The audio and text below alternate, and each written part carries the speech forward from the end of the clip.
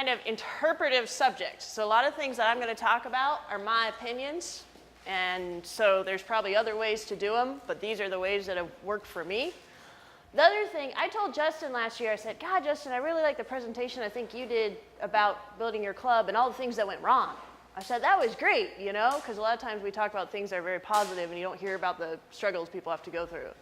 So I'm going to talk about some of them, so I don't want you all to think that, God, that girl always messes up everything, but I want to try and make it informative. The other thing, y'all, if you guys have questions as I'm going through things, please stop and ask, because I realize we're talking to a wide range of clubs. Some of mine are going to be a little more structured towards tournament polo, but if you guys have something that you want me to expand on a little bit more, please let me know. And then if we run out of time, Justin will tell me to speed it up, okay? So I'm sitting here talking about club management, dealing with personalities. I have some people like this at my club. All right, the first question I think that's actually the most important one is, who do you work for? This is going to determine the priorities of your club that you're going to be expressing to your members. It's also going to determine your support. A lot of times that's crucial. If you have some strong personalities at your club, it's crucial to know who is going to be your support. How many people in this room work for one person, like one main person who's behind their club? One? Not very many. How many of y'all work for like a board or some kind of central group of people? Quite a few more. And then how many of you guys like do everything? It's your show, you own it, you operate it. Fairly even. All right. So I'd say, like, I kind of divide, in my view, most clubs are like that. You have what I call the benevolent dictator. That was definitely International Polo Club under John Goodman. The board of directors, which I think is a much larger group. Examples would be where I'm at in Santa Barbara. I know Bighorn has a board. When I was at Capitol, I had a board. And then what I call the owner-operator, example of that would be Central Coast Polo Club up in San Luis Obispo. Okay, so the benevolent dictatorship. To me, this is a lot of times where you have one individual, and again, I use the example of John Goodman when he started IPC, because that's what we had for a long time. It was his vision, you know, his vision that created it. It was also his funding that created it. Early on, he was very hands-on, and he was involved in a lot of day-to-day things. I'd say when you're working for one person, it's pretty important to be aware that they are usually right, because it's their deal. So the other thing is learn to speak their language, and I think this is going to apply on down the line. A lot of times we have very specific language about how we talk about polo. They may be coming from a different background, and you've got to learn to interpret that a little bit. Okay, board. Working with your board. I actually went back and expanded this after some of the questions we had in the first day, because this is frankly one thing that I've had more experience with at Capitol and at Santa Barbara, and I think it's one of the things that can be a little trickier. So working with a board can be very good, because I think in some ways it promotes the stability in a club or an organization, because you have more people to carry things on. It can also be really useful, because you can help your board help you, but it can be a little tricky at times. At Santa Barbara, I actually have 2 boards, and it took me 2 years to figure that out. That was one thing I did wrong. I should have asked a little bit more about like who was in charge. I have a board of directors that is my operating board and a little more involved in day-to-day. I also have a board of trustees that actually owns the place, and we hear from them about twice a year, but they control everything. So, and to even make it more exciting, I have some people that are on both. So, probably number one thing, learn to identify the alliances and the interests of your individual members. This is going to be really important, because if you say, okay, I want to start a polo school, you got to figure out who on your board is interested in that and going to support you when you say, hey, I need some money for this. The other thing is kind of be aware beforehand, you know, if you're going to a meeting or you got a project you're working on, who gets along with each other? Because sometimes it's sad to say there's going to be some people who are just going to vote no on something because they don't like the other person who presented it. So you got to kind of look at those things as you're doing your ongoing projects to work with your club. Work to build support for projects before they presented it. Like, you don't want to go to a board meeting or something where you got everyone at one room and that be the first time people are hearing about something. You really got to lay the groundwork, in my experience, for what you want to happen. Give people time to think about it. You know, kind of identify someone who can help you speak for something if you have a project like a polo school or a new league or facilities that you're working on. Learn to speak the language. Like I said, I am an animal science major from Idaho, and I think I have good grammar, but I don't necessarily understand the language of business. Right now, there's some guys on my board who are extremely sharp at business. That's how come they have the money to play high goal polo. And when we're looking at budgets, they're using all these terms. I have to sit there sometimes and go to Google and look up these terms they're using before I respond back. But one thing I observed, if I can start using that language, it's sure a lot easier to get done the things that I want to happen. It just seems like then they understand it better when I explain it to them. Help your board, help the membership. I think, like I said, I think it was you asked me, how do you deal with your board? I have a really good board right now, and so I like to have them help me with things, you know. Usually you're going to see who's interested in what, and for me, I think it's very valuable if you have a board that's going to help you reach out to the community or to the other members and help work with you on projects. And the other thing I'd say is be prepared for change. Different places have different bylaws, but a lot of times people either age out or they might get elected out. So I do think it's really important, if you're like the manager, you're the one in the middle, don't get overly committed one way or another. You know, always understand you're kind of the central person, because the next year that person who you really rely on, hey, they may move away or they may break their leg. So keep that kind of in central position. Okay. So talking about change, you know, so that's one thing that can kind of affect your overall direction of your polo club, and it's one thing you got to keep in mind as you're building your support and establishing your priorities. Like when I started in California, I think the priorities were probably more exhibition matches and charity stuff than it was actually tournament polo. Like we still had the PCO, but the year that Prince William came and played, that was actually the main focus of the club. So now it's probably more tournament polo, polo development, the two things tied together. Okay, and the owner-operators, I don't have as much experience with this, but I do know a lot of people who come here do. And you know, one thing is, sure, you're going to be able to set your priorities, and you're going to be able to say how you want things to work. You're still going to have responsibility to your customers, and it's a lot of responsibility to take on. I got this example up here of Megan, who owns and operates Central Coast Polo Club, and she does everything. She's out there dragging the arena before one of her II games. One thing that I have seen just talking to her, and is really interesting talking to y'all around here, it can be good to have some kind of an advisor. I think the gentleman from North Carolina, he mentioned his score mentors, somebody that you could go to for feedback and some kind of at least accountability or some advice from time to time. Okay, this is one thing I think is really important for learning to manage priorities, and this is one thing I probably messed up a lot when I was young. A lot of times if we are working for somebody, you know, this is less probably the owner-operators and more the people who have boards or one person they work for, you're going to have your clearly stated priorities. You know, a very common one is, please make money or try not to lose any, okay? So, I mean, when I first went out to California, I think I thought, okay, they've given me this list of things, that's what I'm going to accomplish. I think polo, it is very, very important to keep in mind your cultural priorities. These are those things, like I call them, like the way things have always been. Because when you're trying to accomplish one of those stated goals, please make money, you have to be delicate and like stepping on the toes or maybe like forgetting the way things have always been. So for example, let's say you have a club where you have a big charity event every year, and that's just the way things have always been. Well, maybe you're losing a ton of money on it, you know? So, but it's something that's very near and dear to everyone's heart, and they're going to think you're just a heartless creature if you get rid of it in an effort to make money. So you have to learn to balance those things and really kind of meld the two goals together. It might take a little bit longer to get your stated goals done because you have to balance them with the cultural goals. Then when you get them together, then you get your manager's actions. Okay, so now you've figured out what the people you work for, or if you own your person, you know your priorities. Now you're going to determine your main customer priorities. To me, I would kind of just like look at all the polo clubs I know and say there's going to be two different ways to do it. There's going to be tournament polo, and then there's going to be called local and exhibition polo. Here's an example of some of my personality conflicts in tournament polo. Okay, so tournament polo issues. Winning is one of them. I don't care what anyone says. I think if there's a tournament, people want to win, and you have to be aware of that when you're talking to different people.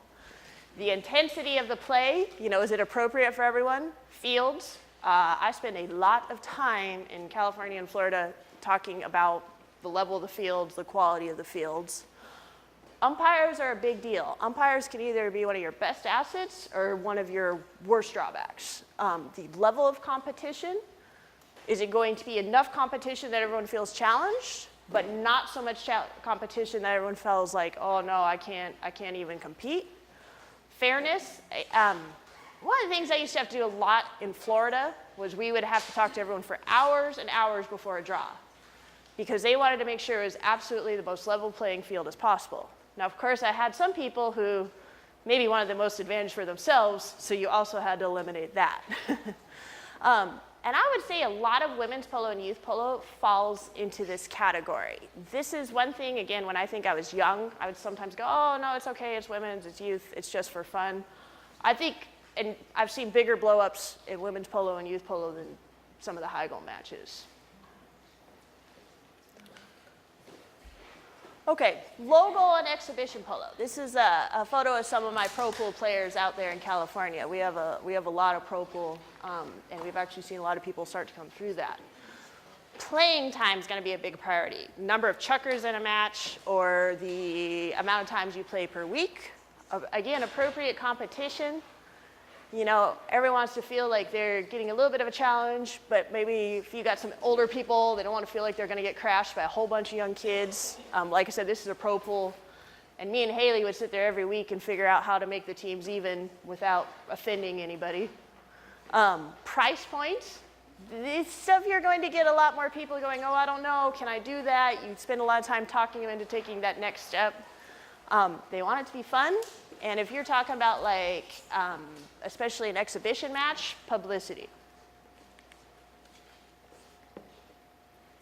Some things are important to everyone. This is an example of Charlie Muldoon out there umpiring. Umpiring, I think, is always one of the things that makes a big difference to everyone. Okay. So one thing I've observed through the years, and again, in California, I have everything from high goal on down to a one goal and coaching league. Everyone's polo is really important to them. And I think it's easy to lose sight of if, say, you have a big customer. Like, for example, in California, my high goal guys would be the big customers. They write those big checks. It's very easy to lose sight of everyone else and say, okay, they're just the pro pool or they're this. Even if they're in the pro pool or they're playing a kids tournament, I think most people, they play polo to the max of their ability to spend money and have time. And so their feelings are at the max for that. So it's really important to, if you're having to make tough choices about resources, whether it's like your time for returning calls or field space or playing time, to always frame that in the context of the greater good. I have to tell people a lot of times in the summer, no, we cannot run that kids tournament because I really need that field to be good for a PCO game tomorrow. But then I also tell them, I said, but that's the reason why we have the high goal. That's the reason why I'm able to offer big, huge kids tournaments on these beautiful fields and a lot of nice polo in the fall. If you have a reason for something, when you're having a personality conflict or with somebody, you're going to be able to smooth over a lot of that. Okay, so now we figured our ownership priorities, got our membership priorities. We can figure out our club's course of action. And again, I'll say it again. Please keep in mind this can all change, So don't burn bridges, and you always want to be diplomatic with everybody. Okay. And one of my favorite phrases, I do say this sometimes at board member meetings when we're talking about all our different groups of people and how to make it all work. You can please some of the people all the time, and all of the people some of the time, but you cannot please all of the people all the time. If you have a club that you're doing that, I applaud you. All right, communication. I'm going to talk about this for a while, appropriately. This to me, and maybe this is just the way I work, I found is one of the biggest tools and most important tools for managing all your members and managing all those personalities? I'd say, first of all, be consistent and be clear. And what I mean by consistent, like say, for example, you have a weekly schedule or a monthly schedule, be very consistent in how you send that out. I do a mass email list. A lot of people do a chucker list they put on a board somewhere or a hotline. Be super consistent with that. Then people know to look for it, they know to expect it, they kind of start planning their week. Oh, okay, I'm getting email on Tuesday and sign up. And also be clear. I'd say, and by clear, I mean probably don't put too much extra information in a lot of your official club communications. You know, I thought it was very interesting listening to Tammy over there talk about her newsletter. She mentioned that when they start to do it too much, people don't read it. And I've noticed the same thing with my emails. A lot of people say, oh, I read your emails because you always tell me about the important stuff. And there have been times in Florida and California where people say, hey, will you send out this blast or remind them to stop doing this at the tennis clubhouse? And I go, yeah, and then I don't do it, you know. Be fast on the fun stuff and slow on the tense issues. This is one of those things I mess up a lot because I'm trying to be too quick or get things done. If somebody's like, what time's the barbecue or what time's the game, get back to them right away, you know? If somebody's calling you about a problem or writing you an email about a complaint, I find, like, sometimes I read stuff where I'd wrote back right away. I'm like, oh, God, that was so harsh. Why did I do that, you know? So I also think you don't really want to reward whining too much, you know? Let them think for a while. Okay, how do everyone here like to, like, send out information to their members? How many people like to send, like, an email list? Just if, how do people here like to get information to their members? So it looks like a third do email lists. How many people use like a text or a WhatsApp or a group? Couple, yeah. And how many people just call them or do like a bulletin board? You call them, Justin? I love talking Oh. Why didn't you ever answer my calls then? Jeez. Okay, so I think it is very important to train your members in the way you want to communicate when it comes to things like your mass email lists and stuff. The other thing I think it's good to be aware of is if you're talking about a sensitive issue or you got something you got a time crunch of, be aware of how they want to communicate. You know, like for example, I have to ask people for a schedule change a lot of times. If it's something where I'm like, God, I really need to know today because I got to get back to these guys, I'll probably use what they like. Same thing if you're asking for some kind of favor. Learn who likes to text. Learn who is good on email but is never going to answer a phone call because they're always in a meeting. And then I would also say with that, you want to learn how to time things too. I'm kind of skipping ahead here, but timing is really important. Say that you have to talk to someone about a disciplinary issue. Probably better to try and do it when they're at a neutral place at the club rather than while they're driving up the 101 freeway to practice.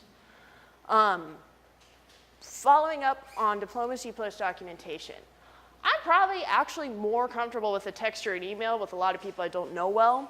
But one thing I've learned, if there is a problem, say somebody's pro did something wrong. Or maybe they're a little late on their bill and you're about to have to tell them you can't enter that permit. A lot of times it's better to call them and talk about it. I find text and email, you do not have that room to modify things or have a little back and forth. And there's just no way to be diplomatic in a text. It's just impossible. I will sometimes like send an email to someone, hey, can you give me a call when you can? So when they call you, they're in a good frame of mind. With that, follow up. If you're having trouble, if somebody says, yeah, I can change and I can play that game at a separate time, then send them an email to confirm. Good to talk to you. We will be moving that game to 4 o'clock. Same thing with disciplinary stuff. You have to call someone and say, hey, you're having a little bit of an equine welfare issue and here's what we need to do to talk about it. Follow it up with an email. This is A, going to protect you later on when somebody's like, God, did you do that? You want to know what they say? And it's also going to be a good reminder for them. Okay. One of the things I love about California is I have everyone all together there because probably about 70% of my club members stable on the grounds. and it's been very interesting to me over the years. There's a lot of people who I dealt with for years in Florida that I got to be friends with and go and have like a much better working relationship because in California we were always there at the same place. A lot of times in polo, we deal with a lot of kind of high-functioning personalities and very intense people. You know, people who are successful in business or they like polo because it's interesting and passionate. But it can be really tough if you're always dealing with someone only at a match when you're busy, they're busy, you're probably running around trying to do 8 million things and they're getting ready for a game. It's kind of tough to build that relationship. So one thing that probably helped me a lot with my professional career was getting to know people outside the games. And I do try now to do less on game days, so I have time to do that. I think you mentioned, you know, you try not to have a job on Sunday, and I try to be the same way, because I find that way if somebody comes to talk to me about something important, I don't have to be like, wait, I gotta go write the score down and go check that flagger, and I have time when somebody comes to me with an important issue to visit about it. So, okay. Listen when people talk.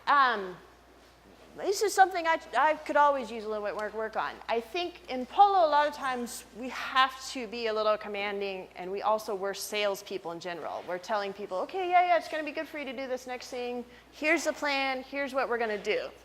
Communication is a very important two-way street, you know?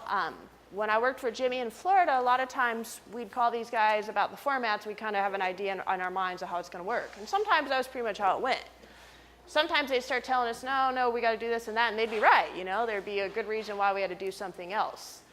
The other thing is it's really good to listen to those things that are little issues. You know, say you're walking around the barns around your field, and you hear someone bring up a little issue. It's really important to hear that before it becomes a big issue, because then you might be able to head it off on the pass before it turns into an explosion.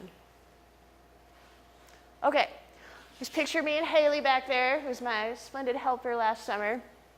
Build your internal team. This, I find, is like really essential. And I know some of you, maybe you're a staff of one, but I'd say most people, you still got like somebody who helps you on busy days, even if it's your spouse or a kid or something like that.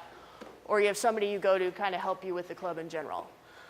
Really essential, and I think Pam, what she's done here in Houston is a splendid example of that, of building her team at her club. It's important for support. It can be really important to strategize. Like say you have somebody you're really trying to talk into going to the next level or collecting money from, or you know you're about to have a little bit of a fight with them. It makes a big difference being able to strategize a little bit in advance with someone. You can also divide and conquer. None of us can be everywhere at once. The other thing that I found really, really useful with this is if you are the person who's a little bit in the role of the enforcer, the money collector, this is when we're going to play, and let's say you have to get after someone one day for a disciplinary thing or something, and then the next day they do something little, or you just need to get their jersey back from them, or you got to bring a losing team up to a trophy presentation, it's really helpful to have someone else to do that, so they don't start picking a fight about something little because they're still mad at you about something that happened yesterday. It just helps people simmer down.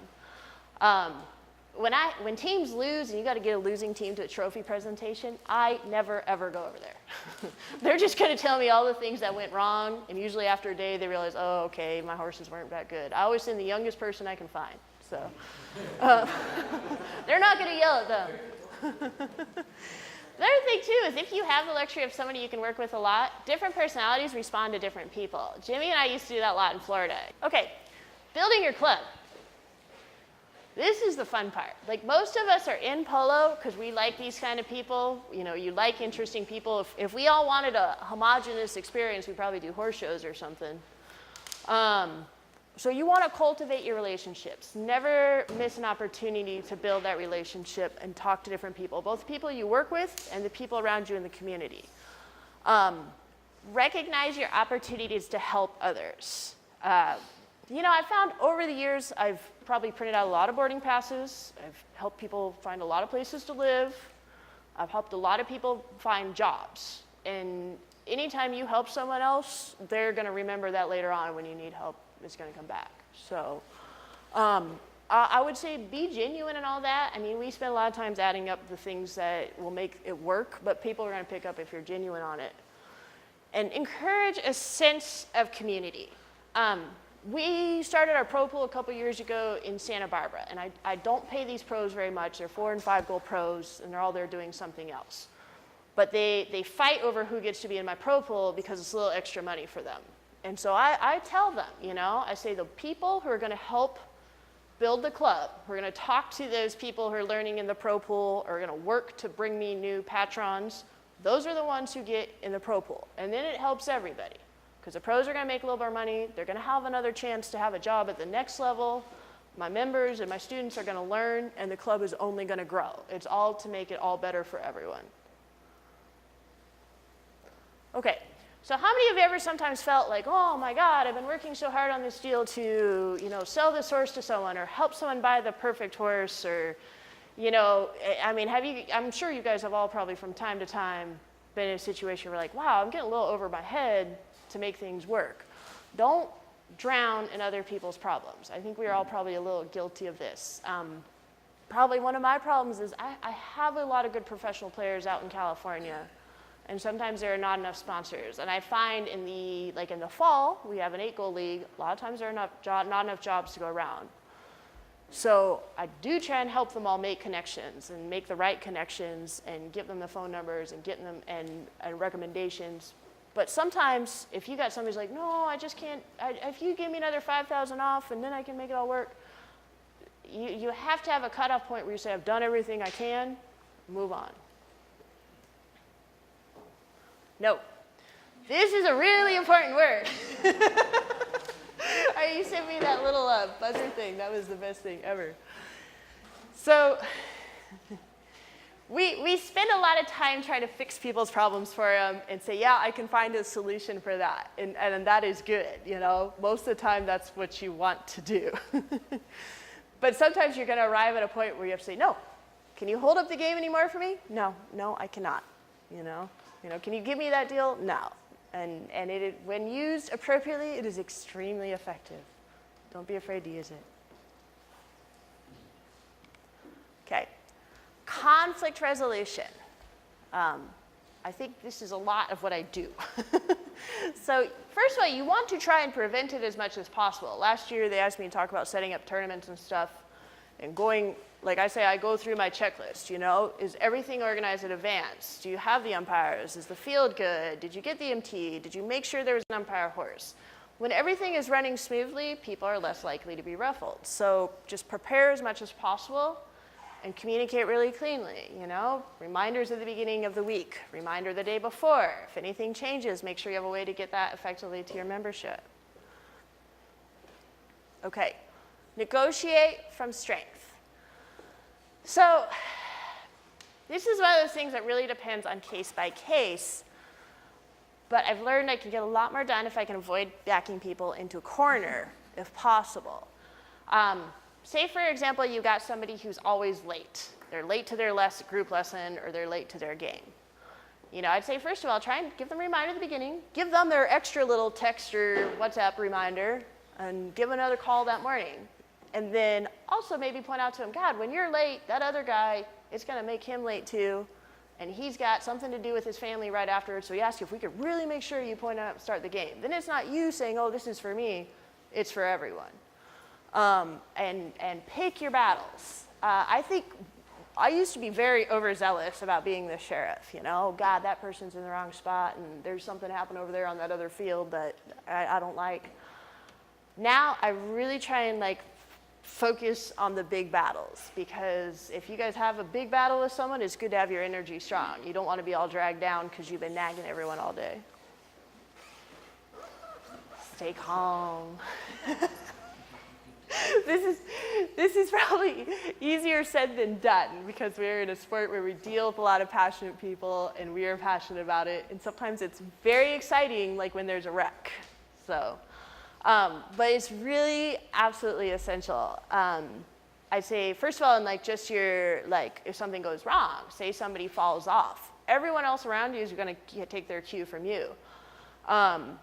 And things can go wrong in a hurry, you know. I'll never forget, in Florida, there was one time a pro player fell off, and he's laying face down the field, not moving, and two guys run out from the crowd and flip him over. I mean, they could have broken his neck right then. Really important to stay calm, everyone's going to look and hear that and feed off of you.